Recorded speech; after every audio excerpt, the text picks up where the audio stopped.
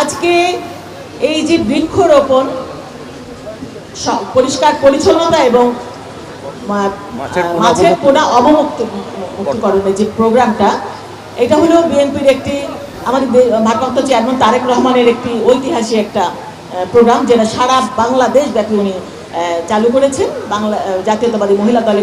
জাতীয়তাবাদী দলের প্রতিষ্ঠা বার্ষিকী উপলক্ষে। আপনারা সকলেই জানেন আমাদের শহীদ রাষ্ট্রপতি জিয়াউর রহমান খাল খনন প্রকল্প চালু করেছিলেন। তার স্বপ্ন ছিল মাছে ভাতে বাঙালি। আর আমাদের দেশনেত্রী বেগম খালেদা জিয়া চেয়েছিলেন প্রতিটা বাড়িতে অন্তত 3টি করে গাছ লাগানো হবে, বনজ, ফলজ এবং ঔষধি। এটাই ছিল আমাদের শহীদ রাষ্ট্রপতি এবং দেশনেত্রী বেগম খালেদা জিয়ার স্বপ্ন। তো আমাদের যে বাংলাদেশের পরিবেশ রক্ষায় সবচাইতে কার্যকরী কি? কার্যকরী হলো গাছ, বৃক্ষ। আমরা কিন্তু টেলিভিশনে একটা দেখতাম, অ্যাড দেখতাম, বিজ্ঞাপন দেখতাম যে একটা গাছ লাগালাম মানে একটা অক্সিজেনের ফ্যাক্টরি তৈরি করলাম। তো অক্সিজেন হলোই গাছ। তো গাছ আমাদের কি উপকারে আসে? গাছ শুধু ছায়া দেয় না, গাছ ছায়া দেয়, গাছ আমাদের ফল দেয়, গাছ আমাদের ঔষধেও কাজ করে, বিভিন্ন অসুখের ওষুধ হিসাবে কাজ করে। আমাদের নিম গাছের আমরা বিশুদ্ধ অক্সিজেন পাই, ছায়া পাই। আবার দেখেন আমলকি, বহেরা, হর্তকি, এই সমস্ত ফলে কিন্তু আমরা অনেক ওষুধের কাজ করি, আমরা জানি। আবার একটা প্রবাদ বাক্য চালু আছে বাংলাদেশে যে উপকারী গাছের ছাল থাকে না। যেমন অর্জুন গাছের ছাল দিয়ে কিন্তু অনেক অসুখের ওষুধ তৈরি করা হয়। তো আমাদের এটাই ছিল আমাদের শহীদ রাষ্ট্রপতি এবং জিয়াউর রহমানের স্বপ্ন যে 3টি করে গাছ লাগবে এবং বাংলাদেশের প্রতিটা খাল পরিষ্কার পরিচ্ছন্ন থাকবে এবং নদী নালাগুলো মাছে ভরপুর হয়ে যাবে। সেই উদ্দেশ্যকে সামনে রেখে আমাদের ভারপ্রাপ্ত চেয়ারম্যান তারেক রহমান এই ঐতিহাসিক একটা পদক্ষেপ গ্রহণ করেছেন। সাধারণ মানুষের জীবনযাত্রার মান উন্নয়নের জন্য, পরিষ্কার পরিচ্ছন্নতা রক্ষা করার জন্য, দেশের জনগণের ভাগ্য উন্নয়নের জন্য যে ঐতিহাসিক পদক্ষেপ গ্রহণ করেছেন, এটা বাংলাদেশের অতীতের রাজনীতিতে আর কোনো রাজনৈতিক দল করেছে কিনা আমার জানা নেই।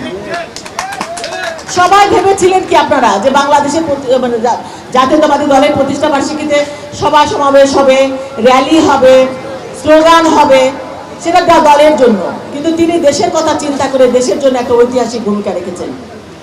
এটাই হলো আমাদের শহীদ রাষ্ট্রপতি জিয়াউর রহমান, বহুদলীয় গণতন্ত্রের প্রবক্তা, স্বাধীনতার মহান ঘোষক, বাংলাদেশের রাষ্ট্রপতি শহীদ প্রেসিডেন্ট জিয়াউর রহমানের সুযোগ্য উত্তরসূরি, বাংলাদেশের প্রথম নারী প্রধানমন্ত্রী, বাংলাদেশের সাবেক 3 বারের প্রধানমন্ত্রী, আপসহীন নেত্রী দেশনেত্রী বেগম খালেদা জিয়ার সুযোগ্য সন্তান তারেক রহমানের কর্মসূচি। যদি আমরা সৌভাগ্যবান যে আমরা এমন একজন নেতার নেতৃত্বে রাজনীতি করি, আমরা গর্ববোধ করি যে তিনি এত বড় একজন বিজ্ঞ নেতা। নেতৃত্বের জন্য কি যোগ্য নেতৃত্ব, এটাই রাজনীতির মূল চাবিকাঠি এবং এই 3টা গুণই আমাদের ভারপ্রাপ্ত চেয়ারম্যান তারেক রহমানের মধ্যে বিদ্যমান। সুতরাং জনগণের ম্যান্ডেট নিয়ে যদি তারেক রহমান ইনশাআল্লাহ রাষ্ট্র ক্ষমতায় আসেন, তবে অবশ্যই আমরা মনে করি দেশ এই পরিষ্কার পরিচ্ছন্নতা হবে, সারা বাংলাদেশের নদী নালা খালবিল পরিষ্কার পরিচ্ছন্ন হবে, নদীতে মাছে ভরপুর থাকবে এবং গাছ দিয়ে বৃক্ষরোপণ যেটা আমরা অক্সিজেনের বিশুদ্ধ অক্সিজেন পাবো আমরা মনে করি। প্রিয় ভাই এবং বোনেরা, বিগত সরকার কি করেছিল? বিগত সরকার করেছিল দালান, পাথর, ইট সবকিছু দিয়ে, কাঠ দিয়ে একটা জঙ্গলে পরিণত করেছে ঢাকা শহরকে। তো আমরা যদি ক্ষমতায় আসি ইনশাআল্লাহ, তাহলে আমাদের কি হবে? পরিষ্কার পরিচ্ছন্ন থাকবে সমস্ত বাংলাদেশের নদী নালা। আপনারা দেখেছেন রাস্তাঘাটের কি অবস্থা, রাস্তাঘাটে কাজ হয় না, আমরা চলতে পারি না, গাড়ি ঘোড়া তো দূরের কথা, রিক্সা দূরের কথা, হাঁটতেও পারি না। এই যখন আসছিলাম আমাকে অনেকে সালাম দিচ্ছিলেন, সালামের জবাবও নিতে পারছিলাম না, কিন্তু জবাব দিতে যদি উপরে তাকাই হোঁচট খেয়ে পড়বো, এই অবস্থা রাস্তাঘাটে।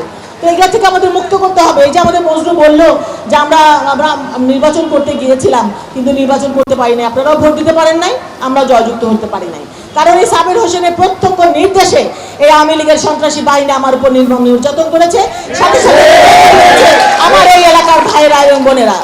তো এগুলো থেকে আমাদের বেরিয়ে আসতে হবে, আমাদের সুযোগ দিতে হবে। আমরা কাজ করি, এই জাতীয়তাবাদী দল কাজ করে দেশের জন্য, দেশের ভাগ্য উন্নয়নের জন্য।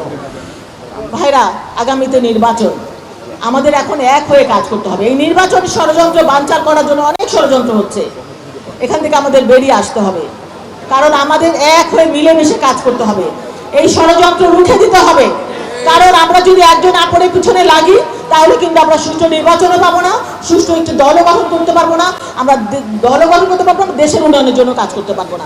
সুতরাং আসুন আমরা সকলে মিলে একটা শিষ্টাচার যুক্ত একটা রাজনৈতিক পরিবেশ তৈরি করি, যেখানে আমরা ভাই বোন মিলেমিশে কাজ করব দলের জন্য, দেশের জন্য। এখানে কোনো ভেদাভেদ থাকবে না। আমরা ভেদাভেদ করতে গেলেই এই স্বৈরাচারী সরকার কিন্তু আবার এসে মাথা চাড়া দিবে, সেই সুযোগটা আমরা দিব না। আমরা মিলেমিশে কাজ করব দেশের জন্য, দেশের জনগণের ভাগ্য উন্নয়নের জন্য। তা আমরা আজকে যে উদ্দেশ্যে এখানে এসেছি ভাইরা, সেই উদ্দেশ্য যেন আমাদের সফল হয়। আমরা যেন আগামীতে আমরা সকলে মিলে পরিবেশটাকে সুস্থ রাখতে পারি, আমরা একটি দূষণমুক্ত অক্সিজেন পাই, আমরা নদী নালা খালবিল পরিষ্কার পরিচ্ছন্ন রাখতে পারি সারা বাংলাদেশে, এবং মাছে ভাতে বাঙালি যেন আমরা থাকতে পারি, প্রত্যেকটা নদী যেন মাছে ভরপুর থাকে, নদী খালবিল। সেই উদ্দেশ্যে আমাদের কাজ করতে হবে। একটা চমৎকার যুগান্তকারী পদক্ষেপ আমাদের নিয়েছেন আমাদের ভারপ্রাপ্ত চেয়ারম্যান, সেজন্য আমি তাকে অবশ্যই স্যালুট জানাই। এবং আমাদের দক্ষিণের যে ভাইয়েরা পদক্ষেপ এই কাজগুলো করছে, আমি তাদেরকেও সাধুবাদ জানাই। ভাই, আজকে যখন সুযোগ পেয়েছি এসেছি, এই যে নির্বাচনটা গেল, এই নির্বাচনে তো আমরা নির্যাতিত হয়েছি, ষড়যন্ত্রের শিকার হয়েছি, আমরা সকলেই হামলার শিকার হয়েছি। সেটা যেন না হয়, আমরা যেন মেরুদণ্ড সোজা করে দাঁড়িয়ে থাকতে পারি এবং অন্যায়ের প্রতিবাদ করতে পারি। মিডিয়া ভাইরাও বলবো, এখন যেভাবে আপনারা সরব আছেন, আপনারা অতীতের সময় কিন্তু ছিলেন না, হয়তো আপনাদের প্রতিবন্ধকতা ছিল, কিন্তু ভবিষ্যতে যেন না থাকে। কারণ শহীদ রাষ্ট্রপতি জিয়াউর রহমান কিন্তু বাক স্বাধীনতা সৃষ্টি করেছিলেন, আপনাদের সাংবাদিকদের স্বাধীনতা দিয়েছিলেন, সেই স্বাধীনতা কিন্তু তারপরে আর ছিল না, এটা স্বৈরাচারী সরকার হরণ করেছিল। তাই আপনারা ভবিষ্যতে যেন সবার পক্ষে থাকেন, জনগণের পক্ষে থাকেন এবং অন্যায়ের বিরুদ্ধে সবসময় সোচ্চার থাকেন। এবং আমাদের ভাইদের বলবো, আসুন আমরা সকলে মিলে এক হই, এক শক্তি হই, দেশের জন্য, দেশের জনগণের জন্য কাজ করি।